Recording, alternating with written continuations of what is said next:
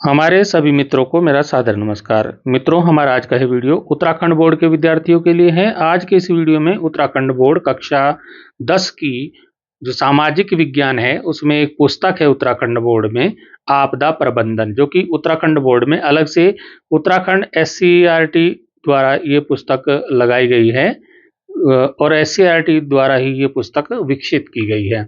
तो इस पुस्तक को हम अध्ययन कर रहे हैं। इस पुस्तक से हम पहले पार्ट का अध्ययन अपने पिछले वीडियो में कर चुके हैं। आज हम दूसरे पार्ट का अध्ययन करेंगे। इसमें जो हमारा पहला पार्ट था वो था आपदा का परिदृश्य। इस पार्ट को हम पढ़ चुके हैं। दूसरा जो पार्ट है वह है आपदा में बचाव एवं राहत कार्य, जो 15वें पेज पर ये पार्ट है। तो इसको आज हम देखने वाले हैं और इसके सभी प्रश्नों के उत्तर भी आज के वीडियो में हम देखेंगे। तो मित्रों, हमारा आज का पाठ है पाठ 2, अध्याय 2, आपदा में बचाव एवं राहत कार्य। मित्रों, आप जानते हैं कि आपदाएं बताकर नहीं आती और आधुनिक तकनीक के समय में भी अधिकांश आपदाओं के बारे में पहले से कोई सटीक जानकारी देना संभव नहीं है। तो आपदाओं से मानव, वन्य जीवन, संपत्ति और पर्यावरण को भारी नुकसान पहुंचता है। आपदाएं प्राकृतिक या मानव जनित दोनों प्रकार की हो सकते हैं। प्राकृतिक आपदाओं में भूकंप, बाढ़, तूफान, सुनामी और ज्वालामुखी विस्फोट शामिल होते हैं, जबकि मानव जनित आपदाओं में औद्योगिक दुर्घटनाएं, आग, परमाणु दुर्घटनाएं आदि शामिल होती हैं। और उत्तराखंड एक हिमालय राज्य है, तो हिमालय राज्य होने के कारण उत्तराखंड में विभिन्न प्रकार की आपदाएं समय समय पर आती रहती हैं। जहां एक और भूकंप की दृष्टि से उत्तराखंड अति संवेदनशील राज्य है, तो वहीं दूसरी ओर अतिवृष्टि, बाढ़, भूस्खलन, हिमस्खलन और बादल फटना, जंगलों की आग जैसी आपदाएं यहाँ पर होती रहती हैं। वर्ष भर होने वाली आपदाओं से जनजीवन पूरी तरह से प्रभावित होता है। कई लोग तो अपनी जान गंवानी पड़ती है और हजारों लाखों की संख्या में लोग बेघर हो जाते हैं। पशुधन एवं वन्य जीव को भी भारी नुकसान पहुंचता है। आपने 2013 की केदारनाथ आपदा के बारे में सुना ही होगा। उत्तराखंड में इस विभीषिका के से जो है देश ने इसको झेला था और जिसमें जनधन की बहुत बड़ी हानि हुई थी। अब हमारे सामने आता है कि इन चुनौतियों से, आपदाओं से लड़ा कैसे जाए। तो इस पाठ में आपदा से बचाव के उपायों को विस्तार से चर्चा की गई है। तो इस पाठ को आप जरूर पढ़ना और ये पुस्तक मार्केट में उपलब्ध है, वहां से आप इसको ले सकते हैं। तो आपदा प्रबंधन के दौरान बचाव कार्य किस प्रकार से कर सकते हैं, इसमें पूरा दिया गया है। और आपदा प्रबंधन का जो के चरण हैं वो किस प्रकार से होते हैं, जैसे कि आपदा से पहले क्या करना होगा, और इस चरण में आपदा के आने से पहले बचाव राहत की तैयारी की जाती है। और आपदा के बारे में सटीक जानकारी जुटाना, योजना बनाना, लोगों को जागरूक करना, आपदा से बचने के लिए सुरक्षित स्थानों का पता लगाना और मॉक ड्रिल करना इसके अंतर्गत आता है। फिर यदि आपदा आ गई तो आपदा के दौरान आप क्या करेंगे, आप ड्यूरिंग डिजास्टर फेज में आप क्या करेंगे। जब आपदा घटित हो रही होती है तो उस समय लोगों की जान बचाने और नुकसान को कम से कम करने के आवश्यक कदम उठाए जाते हैं। और आपातकालीन सेवाओं को सक्रिय करना और उनकी सहायता के लिए लोगों को सुरक्षित स्थानों पर पहुंचाना इसके अंतर्गत आता है। पीड़ितों को प्राथमिक शिक्षा इसमें दी जाती है। आपदा के बाद क्या होता है, इस चरण में आपदा के बाद की स्थिति को संभालने के लिए कदम उठाए जाते हैं। इस चरण में प्रभावित लोगों की मदद करना, पीड़ितों को चिकित्सा सहायता देना, टूटे हुए घरों और इमारतों की मरम्मत करना आता है। अब जो विभिन्न प्रकार की आपदाएं हैं, तो विभिन्न आपदाओं में बचाव के कुछ महत्वपूर्ण उपाय इस पाठ में बताए गए हैं। जैसे भूकंप एक आपदा है, तो भूकंप की दृष्टि से उत्तराखंड अति संवेदनशील प्रदेश है और यहाँ पूर्व में भी उच्च तीव्रता के कई भूकंप आ चुके हैं, जिनमें जानमाल का बहुत नुकसान हुआ है। इसके कुछ क्षेत्र, उत्तराखंड के कुछ जो क्षेत्र हैं जोन 4 में और कुछ जोन 5 में आते हैं। तो ये प्रश्न पूछा जाता है कि उत्तराखंड का जो क्षेत्र है वो कौन से जोन में आता है भूकंप के, तो चौथे और 5वें जोन में आता है। तो बचाव के जो उपाय हैं वो क्या उपाय कर सकते हैं। तो भूकंप आने से पूर्व आप घर के भारी सामान जैसे अलमारियां, फ्रिज आदि को दीवारों से सटाकर इस तरह रखें कि भूकंप की स्थिति में वो गिरे नहीं। दूसरा, आपातकालीन किट तैयार रखें जिसमें torch, mobile battery, power bank, चिकित्सा किट, पानी, भोजन, आवश्यक दवाइयां, महत्वपूर्ण शैक्षणिक एवं बैंक अभिलेख शामिल होने चाहिए। और घर के अंदर बाहर सुरक्षित स्थानों की पहचान करें जहां पर भूकंप के समय शरण ली जा सके। भूकंप के दौरान क्या हो, अगर भूकंप आ गया तब क्या करें, तो भूकंप के दौरान शांति बनाए रखें, घबराहट पर नियंत्रण रखें, घबराहट में कोई भी गलत निर्णय ना लें। भूकंप के दौरान सुरक्षित स्थानों पर जाएं, जैसे खुली जगह, खुले मैदान। यदि खुले स्थान पर जाने का समय नहीं है तो कुर्सी, टेबल, सोफे के नीचे आड़ ले लें, फिर अपने सिर में तकिया, किताब, बस्ता इत्यादि रख लें। भूकंप के दौरान सीढ़ियों, लिफ्ट का प्रयोग नहीं करना है। भारी वस्तुओं से दूर रहना है, जैसे भारी फर्नीचर, हैंगिंग ऑब्जेक्ट और भारी मशीनरी। भूकंप के बाद क्या उपाय हो सकते हैं, तो घायलों को चिकित्सकीय सहायता उपलब्ध कराने को प्राथमिकता दें। घर की जांच कर सुनिश्चित करें कि किसी तरह की दरारें, टूट फूट तो नहीं है। यदि कोई संरचनात्मक क्षति है तो घर से बाहर रहें और स्थानीय प्रशासन को सूचित करें। गैस, पानी, बिजली की जांच करें, कहीं लीकेज, खराबी तो नहीं है। मेन स्विच बंद कर दें। ढहने वाली इमारतें, बिजली के तारों, गैस रिसाव आदि से दूर रहें। भूकंप के बाद छोटे झटके आ सकते हैं, इनसे बचने के लिए आप सतर्क रहें। तो अभी हमने भूकंप जैसी आपदा के बारे में पढ़ा। अब देखिए बाढ़ से बचाव, अगर बाढ़ आ जाती है तो क्या करना है, तो सबसे पहले क्या करना है, समाचार पत्रों और चैनलों के माध्यम से प्रसारित होने वाली अतिवृष्टि, बाढ़ संबंधी खबरों पर आपको ध्यान रखना है, क्योंकि सरकार समय समय पर नोटिफिकेशन जारी करती है। मोबाइल में भी मैसेज आता है, तो आप उसमें जो है वो ध्यान रखें उन सभी मैसेज को। तो आपातकालीन किट तैयार करें, इसमें आप क्या, दवाइयाँ, पानी, खाद्य पदार्थ, torch, battery, power bank, mobile, पहचान पत्र एवं अन्य महत्वपूर्ण शैक्षणिक बैंक अभिलेख आप सुरक्षित रख सकते हैं। और जो आपके आवश्यक सामान है वो घर की ऊपरी मंजिल पे, ऊपर वाली मंजिल पे सुरक्षित स्थान पर आप रख सकते हैं। घर के आसपास के नालों को साफ रखना है ताकि वर्षा का जो जल है वो रुके नहीं, चलता रहे। तो बाढ़ की स्थिति में गैस, बिजली के कनेक्शन को आपको बंद करना है। पालतू जानवरों को भी सुरक्षित स्थानों पर ले जाने की व्यवस्था करनी है। अगर बाढ़ आ गई तो बाढ़ के दौरान क्या करना है, तो तुरंत उच्च स्थानों पर जाना है। ठीक है, यदि पानी में फंस जाएं तो तैरने की कोशिश करें और सुरक्षित स्थान पर जाएं। बाढ़ के दौरान तेज बहाव वाले पानी में कदापि नहीं जाना है। बाढ़ के दौरान बिजली के खंभों, तारों से दूर रहना है, क्योंकि करंट लगने का खतरा होता है। तो बाढ़ के दौरान संचार के साधनों का उपयोग करना है, आपातकालीन स्थिति में मदद मिल सके। बाढ़ में फंसे अशक्त, बीमार लोगों, बच्चों एवं वृद्ध लोगों की मदद करना है। स्थानीय प्रशासन द्वारा बनाई गई आपदा प्रबंधन की योजना का पालन करना है। बाढ़ के दौरान पालतू जानवरों का भी अवश्य ध्यान रखना है, उन्हें भी सुरक्षित स्थान पर लेकर जाना है। अब बाढ़ के बाद के उपाय भी यहाँ पर दिए हैं, तो इनको भी आप अपनी पुस्तक से अच्छी प्रकार से पढ़ लें कि बाढ़ के बाद आपको क्या उपाय करने हैं। इसी प्रकार से एक आपदा है जंगलों की आग। तो मित्रों, उत्तराखंड के जंगलों में प्रतिवर्ष लगने वाली आग एक बड़ी आपदा का रूप लेती जा रही है, जो पर्यावरण, जीव जंतुओं, मानव जीवन पर बुरा प्रभाव डालती है। इससे जैव विविधता को भारी नुकसान पहुंचता है। तो आग से रोकथाम के बचाव एवं उपाय आपको पता होने चाहिए। लोगों को जंगलों में आग न लगाने के लिए आपको जागरूक करना है। किसी भी जली हुई वस्तु का लापरवाही से जंगल में नहीं फेंकना है। लोगों को आग की रोकथाम के तरीकों के बारे में जागरूक करना है, जिससे उन्हें जिम्मेदारीपूर्ण व्यवहार अपनाने के लिए प्रेरित करना है। जंगलों में आग के खतरे की चेतावनी देने के लिए आधुनिक तरीकों का उपयोग करना है। जंगलों में अग्निशमन यंत्रों का उपयोग करके आग को बुझाया जा सकता है। जंगलों की निगरानी करके आग के लक्षणों को पता लगाया जा सकता है। आग को फैलने से पहले बुझाया जा सकता है। जंगलों की सफाई करके सूखे पत्तों, अन्य सामग्री को हटाया जा सकता है, जिससे आग फैलाने में मदद नहीं हो। यदि कोई व्यक्ति आग से जल गया है तो उसका उपचार कैसे करेंगे? जले हुए व्यक्ति का प्राथमिक उपचार, जले हुए व्यक्ति का प्राथमिक उपचार बहुत महत्वपूर्ण है, क्योंकि संक्रमण और जन्य जो है अन्य जटिलताओं को रोकने में मदद करता है।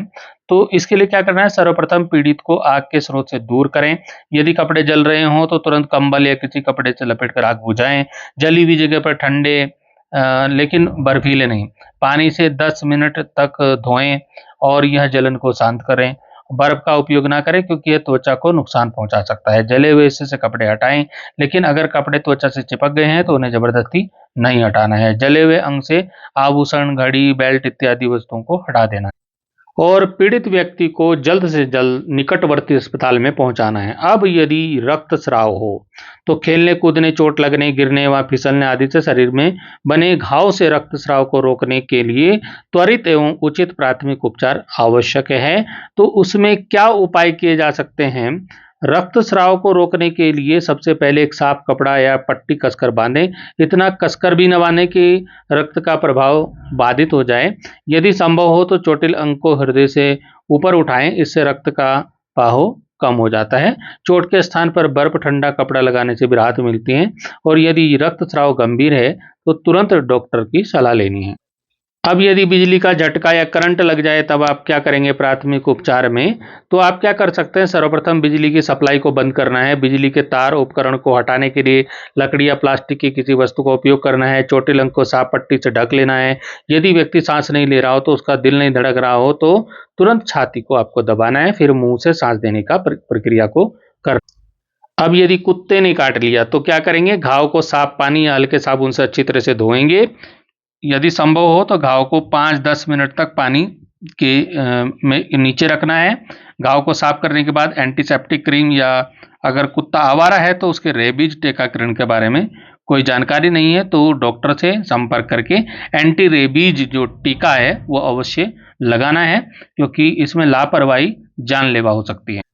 सांप काट ले तो क्या उपाय आप कर सकते हैं? सर्पदंश में स्नेक बाइट कर ले तब आप क्या कर सकते हैं?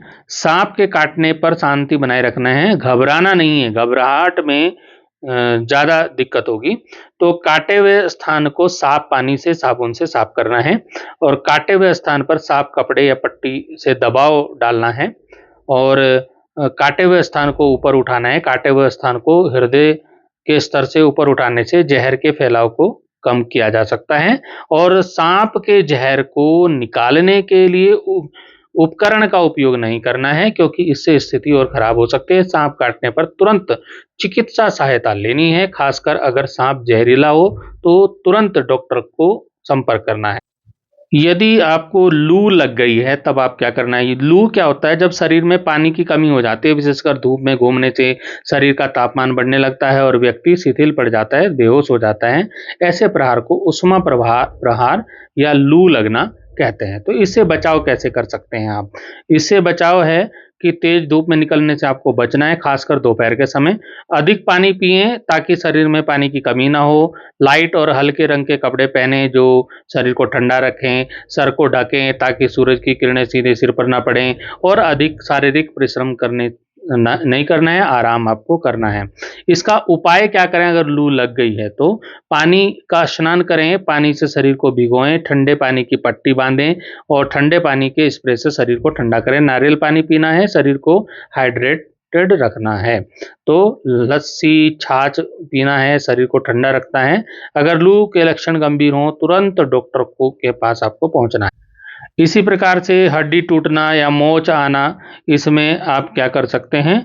चोटग्रस्त अंग को स्थिर अवस्था में रखें, ज़्यादा हिलने डुलने से रोकें। इसे स्थिर रखने के लिए पट्टी या खपची का आप उपयोग कर सकते हैं। प्रभावित हिस्से पर तुरंत बर्फ लगाएं, इससे सूजन कम हो जाएगी। तो बहुत कुछ इस पाठ में बताया गया है, आप इसको ढंग से पढ़ेंगे तो आपको बहुत सारी जानकारियां मिलेंगी। मोच होने पे क्या करेंगे? अगर मोच आ गई तो प्रभावित अंग को आराम देना महत्वपूर्ण है, जितना हो सके उसे हिलाएं नहीं। प्रभावित अंग पर बर्फ लगाने से सूजन कम हो सकती है। गर्म पट्टी, बैंडेज का उपयोग करना है। ध्यान रहे पट्टी बहुत कसकर नहीं बांधनी है। अदरक और हल्दी का लेप लगाने से भी मोच में आराम मिलता है। नीम के पत्तों का रस निकालकर चोट वाले स्थान पर लगाने से सूजन कम हो जाती है। और दर्द बहुत ज़्यादा है और सूजन बढ़ रही है तो अंग में कोई विकृति हो तो तुरंत आपको डॉक्टर के पास जाना है। और यदि बेहोशी आ गई, मूर्छा हो गई, तो ऐसी स्थिति में सबसे पहले व्यक्ति को सुरक्षित स्थान पर ले जाना है। व्यक्ति को करवट के बल लिटा दें, सांस लेने में दिक्कत ना हो। बेहोश व्यक्ति के चेहरे पर ठंडा पानी छिड़कना है, जिससे जल्दी होश में आने की संभावना रहती है। गर्मी हो रही तो पंखे के निकट ले जाएं। यदि जाड़े का मौसम है तो कंबल से अच्छी तरह से आप उसको ढक लें। यदि व्यक्ति होश में नहीं आ रहा है तो तुरंत आपको आपातकालीन सेवाओं को आपको बुलाना है और तुरंत डॉक्टर के पास ले जाना है।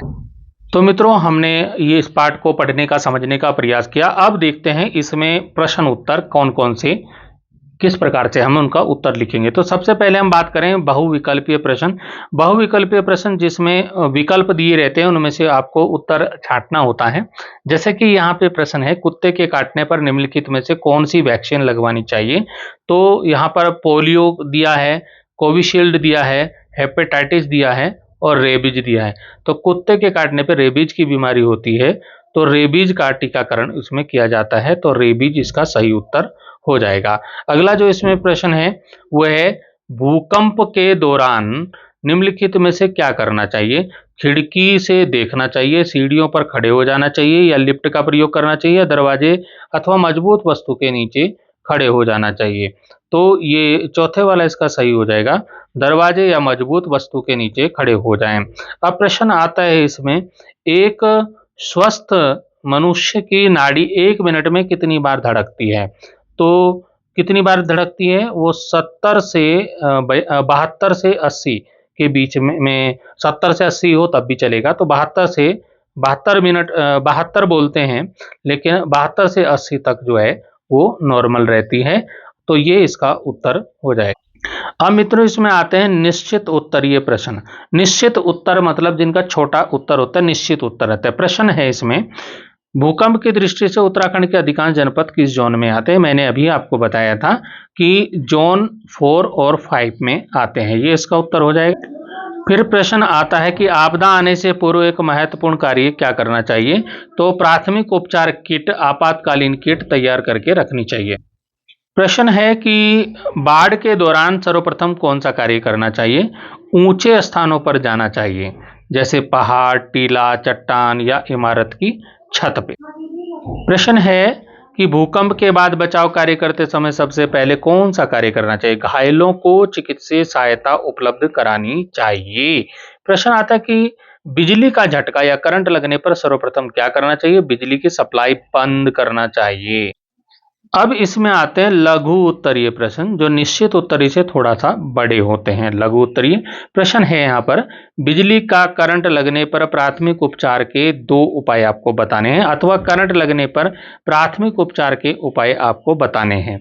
तो अभी हमने बहुत सारे पढ़े हैं, उसी में से पहला है सर्वप्रथम बिजली की सप्लाई को बंद करना है। दूसरा, बिजली के तार या उपकरण को हटाने के लिए लकड़ी या प्लास्टिक की किसी वस्तु का उपयोग करना है। तीसरा, चोटिल अंग को साफ पट्टी से ढकना है, और यदि व्यक्ति सांस नहीं ले रहा हो अथवा उसका हृदय नहीं धड़क रहा हो तो तुरंत छाती को दबाएं, या फिर मुंह से सांस देने की प्रक्रिया को आपको करना है। साथ ही आपको पीड़ित को व्यक्ति को तुरंत निकट के अस्पताल में ले जाना है। प्रश्न आता है, लू लगने पर तत्काल राहत के लिए पीड़ित को क्या उपचार देना चाहिए? तो लू लगने पर तत्काल राहत के लिए पीड़ित को क्या देना चाहिए? पानी का स्नान करें, या पानी से शरीर को भिगोएं। ठंडे पानी की पट्टी बांधनी है, ठंडे पानी के स्प्रे से शरीर को भिगोना है। नारियल पानी पीना है, जो शरीर को हाइड्रेटेड रखता है। लस्सी, छाछ पिएं, मट्ठा, जो शरीर को ठंडा रखता है। अगर लू के लक्षण गंभीर हों तो तुरंत आपको डॉक्टर की सहायता लेनी है। प्रश्न आता है कि भूकंप के बाद कौन कौन सी सावधानियां बरतनी चाहिए? तो भूकंप के बाद निम्नलिखित सावधानियां बरतनी चाहिए। भूकंप के बाद छोटे झटके आ सकते हैं, इनसे बचने के लिए आपको सतर्क रहना चाहिए। इसके बाद ढहने वाली इमारतें, बिजली के तारों या गैस रिसाव आदि से दूर रहना चाहिए। गैस, पानी, बिजली की जांच करें। किसी भी लीकेज व खराबी की स्थिति में मेन स्विच को बंद कर देना है, और घर की जांच कर ये सुनिश्चित करना है कि किसी भी तरह की दरारें या टूट-फूट तो घर में नहीं है। यदि संरचनात्मक क्षति है तो घर से बाहर रहना चाहिए और स्थानीय प्रशासन को सूचित करना चाहिए। घायलों की चिकित्सीय सहायता उपलब्ध कराने को प्राथमिकता देनी चाहिए। प्रश्न आता है कि जंगलों की आग को कैसे रोका जा सकता है? तो जंगलों की आग को रोकने के लिए निम्नलिखित उपाय किए जा सकते हैं कि लोगों को जंगलों में आग न लगाने के लिए जागरूक करना है। सबसे पहली बात तो लोग जागरूक होंगे तो जंगलों में आग नहीं लगेगी। किसी भी जली हुई वस्तु को लापरवाही से जंगल में नहीं फेंकना है। लोगों को आग की रोकथाम के तरीकों के बारे में जागरूक करना है। उन्हें जिम्मेदारीपूर्ण व्यवहार अपनाने के लिए प्रेरित करना है। जंगलों में आग के खतरों की चेतावनी देने के लिए आधुनिक तकनीकों का उपयोग करना है। जंगलों की सफाई करके सूखे पत्तों, अन्य सामग्री को हटाया जा सकता है, जो कि आग को फैलाने में मदद करते हैं। स्थानीय स्तर पर आग बुझाने के लिए प्रशिक्षित दलों का गठन किया जा सकता है, जो तत्काल आग को बुझाने में मदद कर सकते हैं। जंगलों के प्रबंधन में सुधार करके आग के जोखिम को कम किया जा सकता है। नेक्स्ट क्वेश्चन आता है कि सर्पदंश में जो स्नेक बाइट है उसमें प्राथमिक उपचार क्या उपचार देना चाहिए। तो जैसे कि मैंने अभी पहले भी बताया, सांप के काटने पर शांति बनाए रखना है, घबराना नहीं है, घबराहट ना करनी है। काटे हुए स्थान पर को साफ पानी और साबुन से साफ करना है। काटे हुए स्थान पर साफ कपड़े या पट्टी से दबाव डालना है। काटे हुए सांप के काटे हुए स्थान को ऊपर उठाना है। काटे हुए स्थान को हृदय के स्तर से ऊपर उठाने से जहर के फैलाव को कम किया जा सकता है। और सांप के जहर को निकालने के लिए किसी उपकरण का उपयोग नहीं करना है, क्योंकि इससे स्थिति और खराब हो सकती है। सांप के काटने पर तुरंत चिकित्सा सहायता लेनी है, डॉक्टर को दिखाना है। खासकर अगर सांप जहरीला है तो जितना जल्दी हो सके डॉक्टर के पास पहुंचना है। प्रश्न आता है कि भूकंप के दौरान एक इमारत गिर जाती है, मलबे में फंसे लोगों को सुरक्षित ले जाने के लिए कौन कौन से कदम उठाए जाने चाहिए। तो मलबे में फंसे लोगों को सुरक्षित स्थान पर ले जाने के लिए निम्नलिखित कदम आप उठा सकते हैं। जैसे कि मलबे में फंसे लोगों की खोज करें, घायल होने पर प्राथमिक चिकित्सा दें, ऑक्सीजन की जरूरत होने पर उसकी व्यवस्था करें। तो इस तरह से आप कर सकते हैं। स्ट्रेचर की सहायता से अस्पताल या अन्य सुरक्षित स्थानों पर पहुंचाएं और एयर लिफ्ट की व्यवस्था भी रखनी चाहिए। अब प्रश्न आते हैं बड़े वाले, विस्तृत उत्तरीय, मतलब बड़ा आंसर, लॉन्ग आंसर, ठीक है ना। तो यहां पर प्रश्न आता है, बचाव एवं राहत कार्यों में आपदा किट एक महत्वपूर्ण संसाधन है, व्याख्या आपको करनी है। तो बचाव एवं राहत कार्यों में आपदा किट एक महत्वपूर्ण संसाधन है। किसी आपात स्थिति में या आपदा की स्थिति में आपदा किट एक बहुत अत्यधिक उपयोगी है। एक पारिवारिक आपदा किट किस प्रकार की हो सकती है, उसमें क्या क्या हो सकता है। उसमें सबसे पहले पानी होना जरूरी है, 1 गैलन प्रति व्यक्ति प्रतिदिन, न्यूनतम 3 दिन, यदि स्थान उपलब्ध हो तो 2 सप्ताह का जो है पानी आपको रखना है। भोजन जल्दी खराब न होने वाला तथा तैयार करने में आसान, न्यूनतम 3 दिन, यदि स्थान उपलब्ध हो तो 2 सप्ताह का भोजन की व्यवस्था आपकी होनी चाहिए। फिर हेडलैम्प, फ्लैश लाइट परिवार के प्रत्येक सदस्य के लिए होनी चाहिए। अतिरिक्त बैटरियां आपकी होनी चाहिए, टॉर्च होनी चाहिए और बैटरी से चलने वाला रेडियो ट्रांजिस्टर होना चाहिए आपके किट में।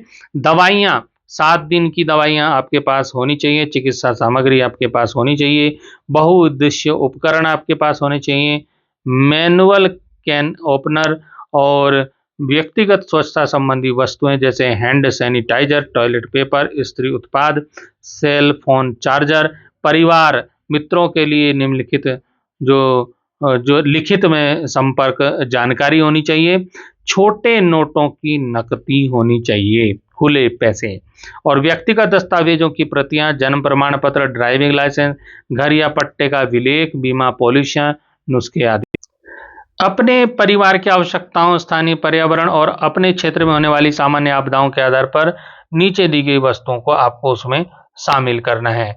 जैसे कि शिशु आपूर्तियां, बच्चों के लिए गतिविधियां, पालतू पशुओं की आपूर्तियां, सीटी, फेस मास्क, माचिस, बारिश के कपड़े, तौलिए, काम के दस्ताने, चलने के लिए आरामदायक मजबूत जूते, प्लास्टिक सीटिंग, डक्ट टेप, कैंची, तरल ब्लीच, कंबल या स्लीपिंग बैग। यदि इस सूची में दिया गया सामान एक बार में बहुत कुछ खरीदना मुश्किल लग रहा हो तो एक बार में थोड़ा थोड़ा खरीदें। हर हफ्ते एक आइटम खरीदें और अगर जरूरत हो तो ज़्यादा महंगी चीज़ों के लिए पैसे बचाने के लिए एक हफ्ते के लिए खरीदारी छोड़ दें।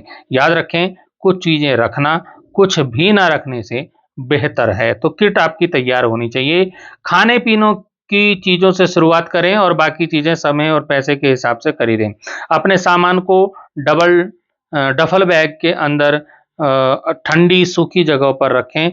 निकासी की स्थिति में हर 6 महीने में अपनी आपूर्ति, विशेष रूप से पानी, बैटरी की जांच जरूर करें। फिर प्रश्न आता है कि भूकंप आने से पूर्व, आने के दौरान एवं आने के बाद कौन कौन सी सावधानियां बरतनी चाहिए। तो मित्रों, जैसा मैंने पहले भी बताया कि भूकंप की दृष्टि से उत्तराखंड अति संवेदनशील प्रदेश है। यहाँ पूर्व में उच्च तीव्रता के कई भूकंप आ चुके हैं जिनमें जान माल का बहुत नुकसान हुआ है। इसे जो कुछ क्षेत्र जो है भूकंप जोन 4 और कुछ 5 जोन में आते हैं। भूकंप आने से पूर्व घर के भारी सामान जैसे अलमारियां, फ्रिज आदि को दीवारों से सटाकर इस तरह रखें कि भूकंप की स्थिति में भी वे ना गिरें। आपातकालीन किट तैयार रखनी है जिसमें torch, mobile, battery, power bank, चिकित्सा किट, पानी, भोजन व आवश्यक दवाइयां, महत्वपूर्ण शैक्षणिक एवं बैंक अभिलेख शामिल होने चाहिए। परिवार के अन्य सदस्यों को भी बचाव व रोकथाम हेतु प्रशिक्षित करना है। घर के अंदर और बाहर सुरक्षित स्थानों की पहचान करनी है जहां भूकंप के समय शरण ली जा सके। अब भूकंप के दौरान आप क्या कर सकते हैं? भूकंप के दौरान शांति बनाए रखनी है, घबराहट पर नियंत्रण रखना है, घबराहट में कोई भी गलत निर्णय नहीं लेना है। भूकंप के दौरान सुरक्षित स्थानों पर जाएं, जैसे खुली जगह, खुले मैदान। यदि खुले स्थान पर जाने का समय नहीं है तो कुर्सी, टेबल, सोफे के नीचे आड़ ले लें या फिर अपने सिर पर तकिया, किताब, बस्ता इत्यादि रख लें। और भूकंप के दौरान सीढ़ियों और लिफ्ट का प्रयोग नहीं करना है, भारी वस्तुओं से दूर रहना है, भारी फर्नीचर, हैंगिंग ऑब्जेक्ट और भारी मशीनरी इत्यादि से आपको दूर रहना है। भूकंप के बाद के जो बचाव के उपाय आप क्या कर सकते हैं? घायलों को चिकित्सीय सहायता उपलब्ध कराने को प्राथमिकता देनी चाहिए, डॉक्टर के पास घायलों को ले जाना चाहिए। घर की जांच कर सुनिश्चित करें कि किसी भी तरह की दरारें या टूट-फूट तो नहीं है। यदि कोई संरचनात्मक क्षति है तो घर से बाहर रहें और स्थानीय प्रशासन को आपको सूचित करना है। गैस, पानी, बिजली की आपको जांच करनी है। किसी भी लीकेज व खराबी की स्थिति में मेन स्विच को बंद करना है। ढहने वाली इमारतें, बिजली के तारों या गैस रिसाव आदि से दूर रहना है। भूकंप के बाद छोटे झटके आ सकते हैं, इनसे बचने के लिए आपको सतर्क रहना है। प्रश्न अगला है कि आपदा प्रबंधन के तीनों चरणों का विस्तार से वर्णन कीजिए। तो आपदा प्रबंधन एक चरणबद्ध प्रक्रिया है जो कि आपदा न्यूनीकरण हेतु समाज व उसके पर्यावरण के लिए अनेक हितकारी उपाय सुझाती है। आपदा प्रबंधन ने निम्नलिखित 3 चरण बताए हैं। पहला बताया आपदा से पूर्व। इसके अंतर्गत आपदा संभावित क्षेत्रों की पहचान करके सुरक्षित निर्माण विधियों के उपयोग कर विशेष बल देने के लिए जन समुदाय को जागरूक किया जाता है तथा आपदा के समय होने वाली क्षति को न्यूनतम करने के उपाय बताए जाते हैं। फिर आता है आपदा के दौरान। इसमें विभिन्न प्रकार के राहत, खोज व बचाव और कार्यों को सम्मिलित किया जाता है। इसके लिए जीवन रक्षा कौशल प्रशिक्षित लोगों की विशेषता की सहायता आवश्यकता होती है। तीसरा जो चरण है आपदा के पश्चात, तो आपदा के पश्चात पुनः निर्माण व पुनः स्थापना हेतु विशेष प्रकार की वित्तीय सहायता, अनुदान और जोखिम के बदले सहयोग आदि को सम्मिलित किया जाता है। फिर अगला प्रश्न आता है कि बाढ़ के दौरान क्या कार्रवाई करनी चाहिए। इस तरह का पहले भी प्रश्न आ चुका है। फिर ये आगे बाढ़ के दौरान निम्नलिखित कार्रवाई करनी चाहिए। तुरंत ऊंचे स्थान पर जाना चाहिए, जैसे पहाड़, टीला, चट्टान और इमारत की छत। यदि पानी फंस जाए तो तैरने की कोशिश करें और किसी सुरक्षित स्थान पर जाएं। बाढ़ के दौरान तेज बहाव वाले पानी में कदापि नहीं जाना है। बाढ़ के दौरान बिजली के खंभों, तारों से दूर रहना है क्योंकि इनमें करंट हो सकता है। बाढ़ के दौरान संचार के साधनों का उपयोग करना है ताकि आपातकालीन स्थिति में मदद आपको मिल सके। बाढ़ में फंसे अशक्त, बीमार लोगों, बच्चों और वृद्ध लोगों की मदद करनी है। स्थानीय प्रशासन द्वारा बनाई गई आपदा प्रबंधन की जो योजना है उसका आपको पालन करना है। बाढ़ के दौरान पालतू जानवरों का भी अवश्य ध्यान रखना है, उन्हें भी सुरक्षित स्थानों पर पहुंचाना है। तो मित्रों, इस प्रकार से हमने आपदा प्रबंधन के दूसरे पार्ट आपदा में बचाव एवं राहत कार्य को विस्तार से समझा, उसके सभी प्रश्न उत्तरों को देखा। तो फिर मिलते हैं अगले वीडियो में। अभी के लिए धन्यवाद।